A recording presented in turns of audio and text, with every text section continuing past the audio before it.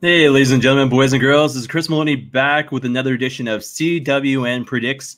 This time, taking a look at AEW All Out 2020, taking place live tonight, 8 p.m. on Fight. That is on pay-per-view. The buy-in, of course, though, taking place for free on YouTube at 7 p.m. tonight. So big action planned. If that wasn't enough for you, there was a lot more to it than just those two shows. So you saw last night a special presentation AEW Dark took place, as well as about 2 hours from now, you will see AEW All Out Red Carpet Special Part 1 that is taking place 5 p.m. on YouTube. Countdown to All Out's taking place on TNT. Have to check out TSN 2 here in Canada to see if it's playing there, but that is the Countdown to All Out taking place at 5:30. Then you've got 6:30 p.m. Red Carpet Special Part 2 taking place 6:30 p.m. on YouTube, followed by the buy-in, like I said, tonight 7 p.m. YouTube for free, and then AEW All Out taking place tonight 8 p.m. live on pay-per-view. You can order that through Fight here in Canada, but right now you've got 9 big matches taking place. One match official for the pre-show, so to speak, the kickoff. Sorry, not the kickoff. The buy-in. Kickoff is WWE. This is AEW. But yeah, one match taking place on the buy-in. So what I'm going to do right now is go through the 9 matches, tell you the stipulations for the matches, and then basically going to predict the winner. We'll see how well I do with this one. I think I did better on my last one. So WWE Payback, I think I did a lot better with that. I know NXT TakeOver, I went 50-50. SummerSlam, I sucked. And Payback, I think I did a little bit better with maybe 6-2 as far as Payback goes. So we'll see if I can go 9 for 9 as far as AEW goes. We'll have to wait and see here. But guys, if you haven't ordered it yet, definitely order it. But like I said, AEW All Out 2020 taking place, the buy-in taking place 7 p.m. on YouTube for free. It's going to feature Britt Baker in her kind of official return match with Rebel by her side taking on Big Swole. That is a tooth and nail match. Now, if you listen to the episode of Tony Khan on AEW Unrestricted with Tony Schiavone, Aubrey Edwards that took place on Apple Podcasts this past Thursday, he kind of explained the tooth and nail match. So what it is this. It's going to have almost like a cinematic effect because it's going to be taking place in Dr. Britt Baker's office, so her actual dental office. So her and Big Swole going at it. I can see a lot of things being broken, including maybe Britt Baker's nose again, but we'll have to wait and see on that one. But yeah, it'll be interesting. I mean, Britt making the comeback, but I'm a big fan of Big Swole. I got to see her in Toronto about a year and a half ago, and she's not the biggest lady in the world, but I mean, she's intense, you know, and I was basically from here away from my camera, away from her, and yeah, she's intimidating. So as far as this match goes, I'm going to say this: Britt Baker makes a return, but the fact is she's not winning it. I think her office is going to be destroyed, as well as her match back is going to be destroyed by Big Swole. Here's somebody who I can see easily challenging for the AEW World Championship, the women's world title at that. So the fact is, yes, you know, Britt Baker, I think she's got a career ahead of her, but not tonight. I think she's going down. Her office is going down, and Big Swole is going to take the win officially on the buy-in. So we get into the main card. Not sure the matches as far as order goes. I know Moxley versus MJF is going to be the main event. But like I said, we've got 8 matches going to take place on the main card, so I'll go through them here. Matt Hardy, Sammy Guevara, taking place in a Broken Rules match. So the big thing is basically a no-holds-barred match, but if Matt Hardy loses, he's done. What that means, I don't know, because here's a guy who came over to AEW, no fans in the building, made his debut. You know, he is getting older, but the fact is he's still got a love for the wrestling business, huge friendship with the Young Bucks. And, you know, the broken Matt Hardy character has been put to rest for the time being. I guess reason for it is this. The fact is he apparently doesn't want to do it without fans. With what he says as that character, it makes no sense to not have the fans in attendance. So that's why he's kind of put it on the shelf. But is this just Matt Hardy if he loses done? Does that mean we bring back Broken Matt and the Broken Matt character has to exist? I mean, it's Matt Hardy, so it's tough to say. I can't see why he'd want to retire or leave AEW at this point unless there's something to do with him physically. But Sammy Guevara, I can't see him not getting the win on the pay-per-view. I mean, he's got like I said about Britt Baker, he's got the future ahead of him.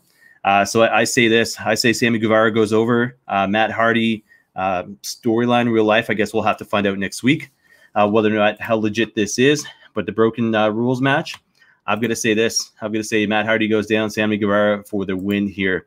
Match number 2, as far as the main card goes, Jurassic Express taking on Jungle Boy and not taking on Jurassic Express, which is Jungle Boy and Luchasaurus, of course, with Marco Stunt, taking on the Young Bucks, represent here in the t-shirt. This was decided just this past Wednesday on AEW Dynamite. So the winning team, which was Jurassic Express and the Young Bucks, won the match in a 8-way eight-way tag team match, and then the winners would end up fighting each other. So what's going to happen here? Jurassic Express, I see, has no reason at all to. I mean, they could win, but the fact is, it's not going to do anything for their careers right at this point. The Young Bucks being where they're at as far as scenario goes, I can put it one of two ways. If Jurassic Express wins, it's due to the interference of Hangman Page. But why would he do this on a show where he's basically defending the World Tag Team Championship? So with that being said, the Young Bucks need to look strong. Otherwise, they're on the outs. I don't think Hangman Page necessarily cares too much about being kicked out of the Elite, so to speak.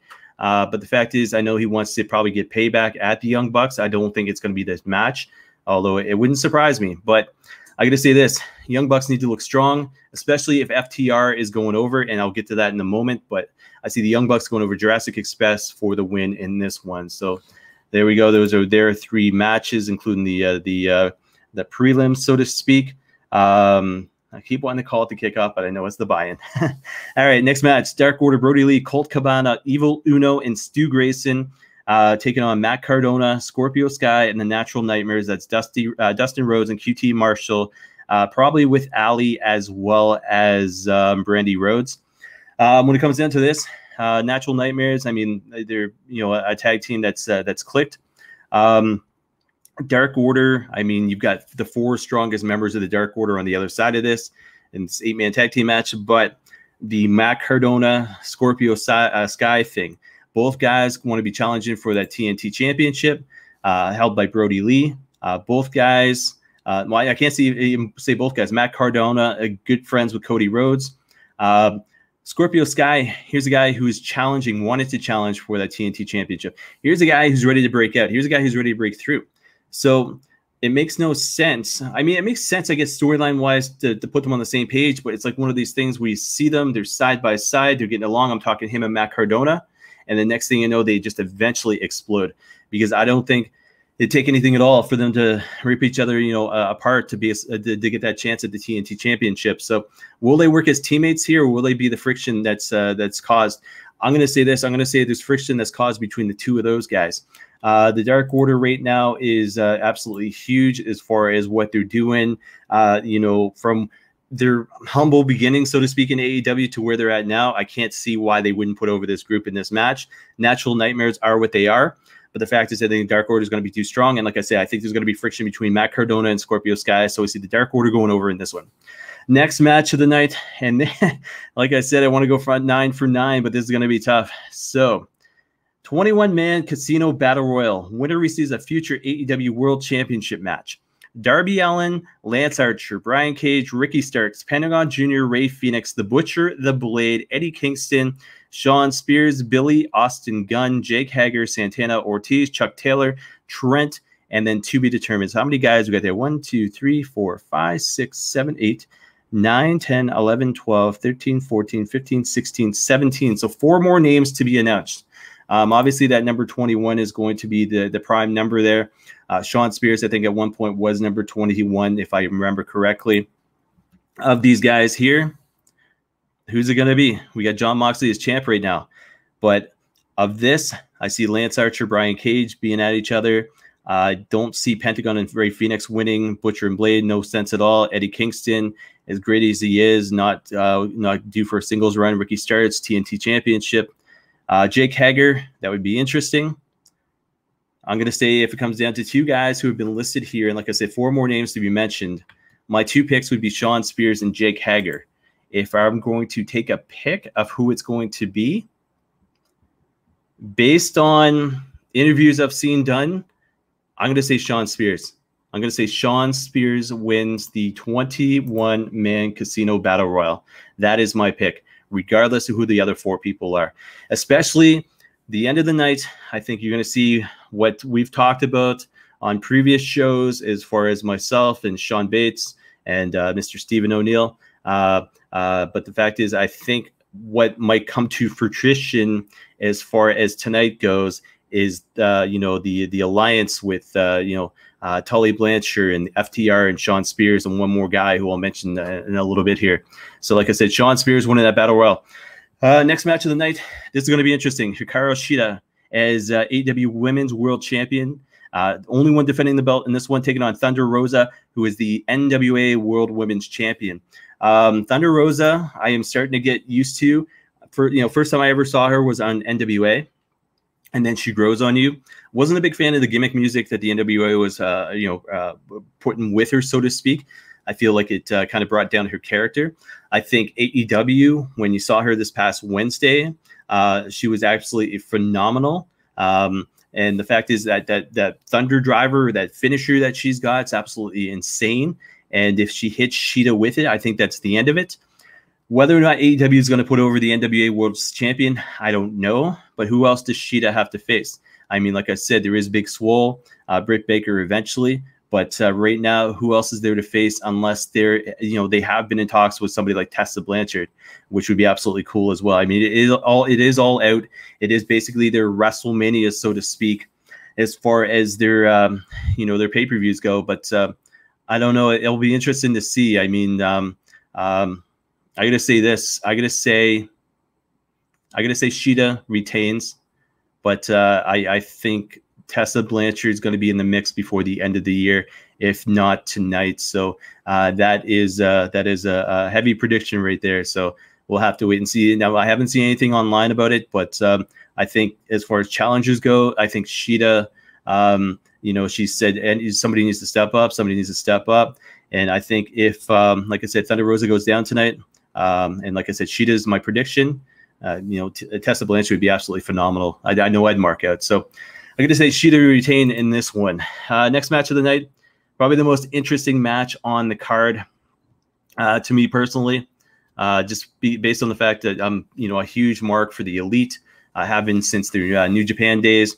So we got Kenny Omega and Adam Page as champions, defending the titles, the AEW World Tag Team Championships against FTR. That's Cash Wheeler and Dax Hardwood with Tully Blanchard.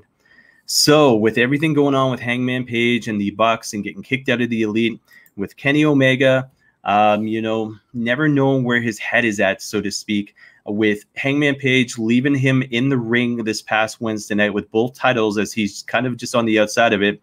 The relationship that Hangman's had with FTR, the fact that the Bucks ditched him, Hangman's got nothing left to lose in this as to say, hey, see you later. I'm done with this group, including Kenny Omega.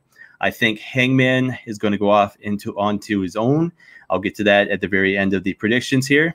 But I'm going to say this. I'm going to say Kenny Omega, Hangman Page lose the World Tag Team Championships against FTR. I'm going to say Hangman Page takes off during this match and leaves Kenny Omega by himself. So that is my prediction right there. So I'm going to say new champs as far as hashtag FTR goes. Second last match of the night. And you'll see both of these guys behind me here. Now, that is Chris Jericho. That's WWE. But the AEW hasn't produced a DVD set on him yet. You'll see the T-shirt that's up in the back there, signed by the one and only Orange Cassidy. If you go on my Twitter, which is at Chris Maloney CWN, you'll see me and Orange Cassidy. Pretty cool shot. I'm holding up the shirt in the pic there. But Orange Cassidy has grown on me since I got to see him for the very first time, which was live at that show actually. Jericho, I've been a huge mark of since his days back in WCW. Just absolutely love the guy. Only got to meet the guy once, and I have never seen Fozzy in concert. On my bucket list to get to be able to meet him again, though.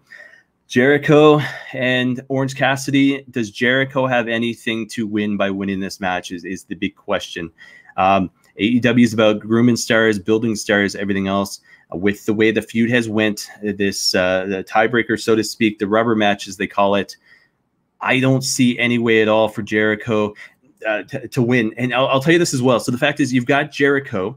Here you get a guy who was so upset about that white coat that I think he said he got them from Macy's, all his jackets and stuff like that. But here's a guy who has that white coat, and he was going nuts because of the whole orange juice thing that got spilt over top of it. Okay, down from the ceiling and this and that. The $7,000 match, so to speak.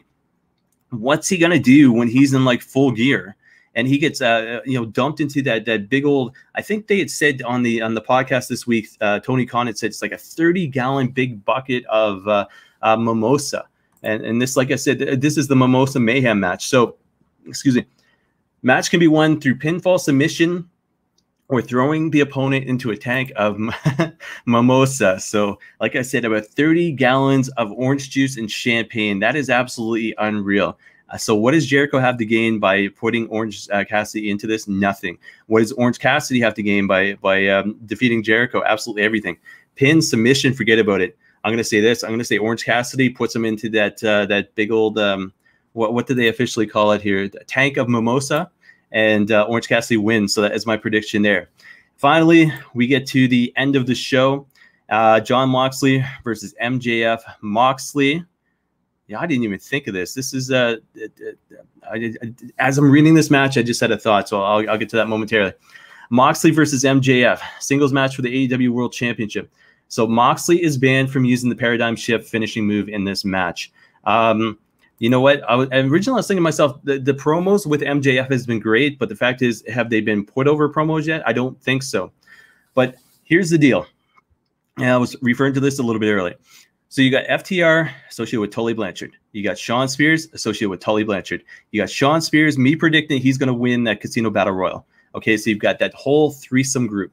They have always talked about the four horsemen of AEW, and like I said, myself, Sean Bass, Stephen O'Neill had talked about it on TNT when we were doing that show.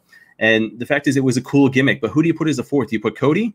Cody would be interesting because of the fact is, you've got a guy who's on the shelf, and all of a sudden he's like, he got basically the crap beat out of him. So what's he do? He comes back as a heel.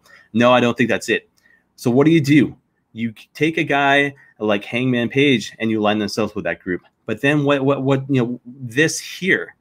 What do you do with a Hangman Page? Here's a guy who can go and fly solo and do it on his own and not necessarily have to be associated with another group. So as I was reading that Moxley versus MJF, what happens if it's this? The end of the show comes, you see Shawn Spears and FTR, Tully Blanchard even, screwing over Jon Moxley, lining themselves with MJF and Wardlow, and there you have that new faction. There you have that new group. So MJF wins the World Championship, aligns himself with Shawn Spears, aligns himself with FTR, Wardlow, Tully Blanchard, and then that is a faction. And if Tessa Blanchard is a part of this night, see her as the female that's part of that faction as well. Wouldn't that be a cool moment? You got MJF, Shawn Spears, FTR, Tully Blanchard, Wardlow, and Tessa Blanchard to finish off that show. You've got 3 of the titles as far as AEW goes. So you'd have the World Championship on MJF. You'd have the Tag Team Championships on FTR. It's a lot of initials there, but I think it would be a very cool moment. So I'm going to say this. I'm going to say MJF. And I hope my predictions comes true because that would be pretty cool. But if it doesn't, I'm still going to say MJF goes over as champion. So those are my predictions there. So 9 big matches, like I said, and I'm going to go through them again. So Big Swole, I'm going to say wins. Sammy Guevara wins. Young Bucks win. Dark Order wins. The Casino Battle Royal, Shawn Spears. Hikaru Shida wins. FTR as new champs. Orange Cassidy to win. And we got MJF as new AEW World Champion to win as well. So, guys, AEW All Out 2020 taking place live tonight, 8 p.m. on Fight. The buy-in taking place live at 7 p.m. on YouTube for free. And this is one of those pay-per-views that if you're on the fence about, you should definitely order because I see a lot of big things happening tonight. So that is it for the prediction show. Like I said, that has been AEW All Out 2020 CWN Predicts. You can check me out on Twitter at Chris Maloney CWN. You can also check out our website, cwnonline.ca. for all the major news taking place this weekend, results, predictions, any big news that's been released. But like I said, it should be a great show. So guys, that is it for the prediction show. We will do the recap show, not necessarily after the show, but it'll be sometime on Sunday or Monday, just because of scheduling. But it will definitely come out there. It'll be a YouTube premiere as well. So hope you enjoyed this YouTube premiere. And guys, enjoy the show tonight. Like I said, the buy-in will be taking place 7 o'clock tonight on YouTube for free. The show itself, 8 o'clock tonight on Fight pay-per-view. Guys, check it out. Enjoy, and we'll see you again sometime soon. All right? Take care. Look for the recap show in the next couple of days. Thank you very much, and see everybody later.